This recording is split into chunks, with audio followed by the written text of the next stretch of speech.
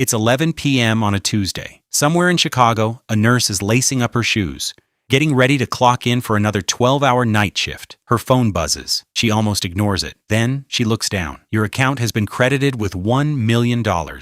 She looks up. Everyone around her is holding their phone, wearing the exact same expression. Within seconds, the hallway erupts. Nurses, security guards, orderlies, laughing, crying, calling their families. Outside, every city, every time zone, every country. 8 billion people, one notification, one number. But in the corner of that hospital, one old man doesn't celebrate. He looks at his phone, puts it back in his pocket, and sits down. Calm, still. The kind of calm that comes from knowing exactly what happens next. By morning, the world had lost its mind, in the best possible way. Nobody knew where the money came from. Some called it a glitch. Some called it an act of God.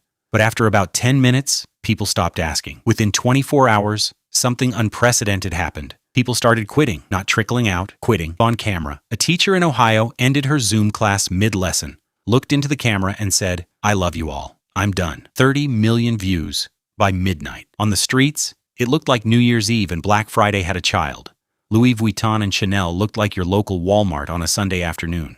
An Audi dealership in Chicago sold its entire inventory before noon. Advance orders for the next 5 years. Stock markets went vertical. And through all of it, the White House said 4 words. We're monitoring the situation. But one man wasn't celebrating. The same man from that Chicago hospital. He hadn't slept. He was on the phone. Call after call. His voice low and urgent. Nobody was listening yet. They would be soon. 1 week later, Monday morning, Marcus had spent a decade doing construction in Detroit.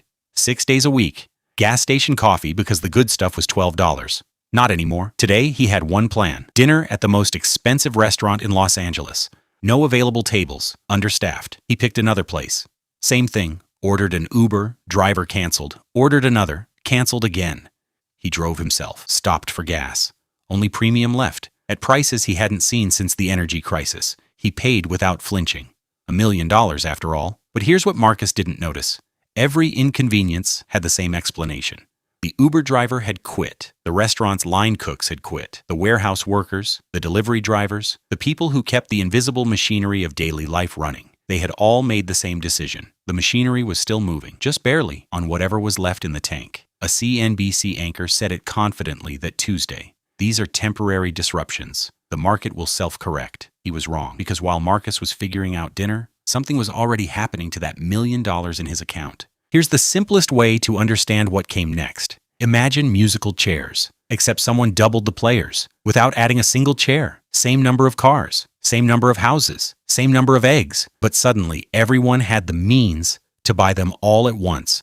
When too much money chases too few things, prices don't rise gradually. They sprint. A Honda Civic listing for $15,000 now sold for $47,000. A 2-bedroom apartment in Austin went from $1,400 a month to $6,000. Groceries that cost $80 now cost $300. Every morning, people woke up and their million was worth slightly less than the day before. So they spent faster, trying to outrun the shrinking, which made prices rise faster, which made people spend faster. The economists had a name for it, hyperinflation. The people living through it just called it terrifying. But here's the turn nobody saw coming. While everyone watched their million shrink, a small group were quietly becoming the most powerful people on the planet. Not the ones with the biggest accounts, the ones who owned things that couldn't be printed. A farmer named Robert Callen owned 2,000 acres in Iowa. His whole life he'd been land rich and cash poor. By week 3, people were coming to him, not with job offers, with food, trading services for his harvest,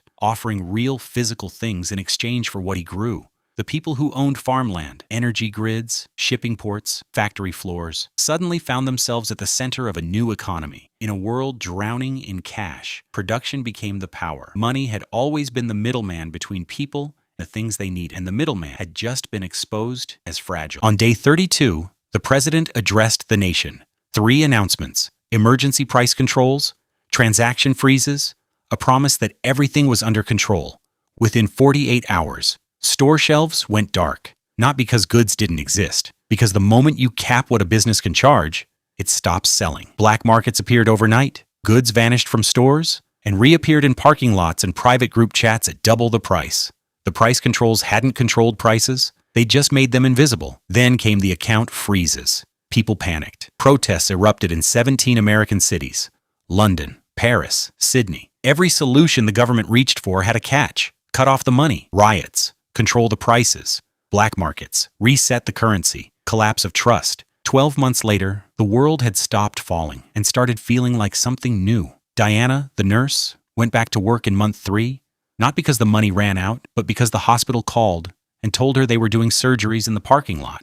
She went back because she was a nurse. Some things turn out to be about more than money. Marcus never got his Audi. The dealership collapsed by month 2. He got his deposit back, worth about a third of what he'd put in. He went back to construction, but he charged 3 times his old rate. So did everyone who went back. The people who kept the world running had discovered, briefly painful, that they had leverage they'd never used. That part didn't reverse. One question stood out. What should the world take away from all of this? Wealth is not a number. It's an agreement between what exists, what people need, and what they're willing to do to get it. The moment you shortcut that agreement, you don't create wealth. You just change who's poor.